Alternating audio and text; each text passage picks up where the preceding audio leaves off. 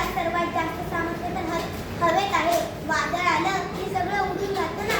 तर पहिला शिष्य म्हणाला, तसं तर मग पाण्यात पण तर सर्वात जास्त सामर्थ्य आहे. पूर आला की सगळं वाहून जातं ना. हे दोघांचं कसं पूर्ण सुरू असताना तिथे त्यांचे गुरु आले. गुरूंना पाहून पहिल्या शिष्याने त्यांना विचारले, गुरुवर आता तुम्हीच सांगा, या जगात सर्वात जास्त सामर्थ्य कशात आहे? गुरु मागचा पुढचा काहीच विचार न करता शिष्याला जवळजवळ घेत असले. मूर्खांनो, तुम्हाला काही काम नाहीये का? जरा वेळ नोकरीत दिली लागतात गप्पा मारायला. अभ्यास करायचा देता सोडून आणि काहीतरी फालतू प्रश्न विचारत बसतात. खबरदार पुन्हा असे प्रश्न विचारले तर तू थांबते इकडे मूर्ख, असं म्हणून गुरु तिथून निघून गेले. गुरुचं हे बोलणं ऐकून शिष्यांना वाईट वाटलं. त्यांनाही राग आला. ते गुरुविषयी वाईट साईट बोलू लागले. अरे गुरु असेच आहे, ते असंच वागतात, त्यांचं हे असं, त्यांचं ते तसं, अशा प्रकारे गुरुंचा मुलगा काढायला लागले.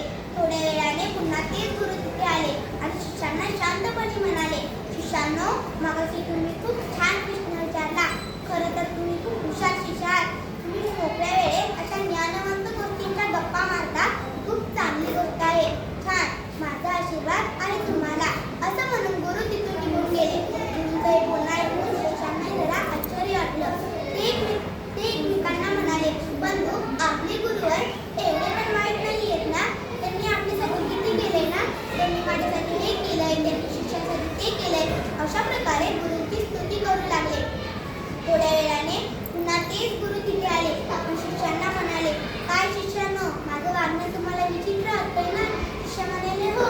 तेव्हा गुरु म्हणाले, काही समजलं का नाही मग? शिष्य प्रश्नार्थ नजरेने बघत राहिले. तेव्हा गुरु म्हणाले, हेच तुमच्या प्रश्नाचं उत्तर आहे.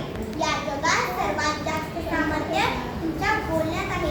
जेव्हा मी तुम्हाला वाईट बोललो तेव्हा मी तुम्हाला वाईट वाटलो. तुम्ही माझ्याविषयी वाईट विचार करू लागलात. आणि जेव्हा मी तुम्हाला चांगलं बोललो तेव्हा मी तुम्हाला चांगला वाटू लागलं. बोलण्यामुळे मन झुकतात सुद्धा आणि उद्ध्वस्त सुद्धा होतात.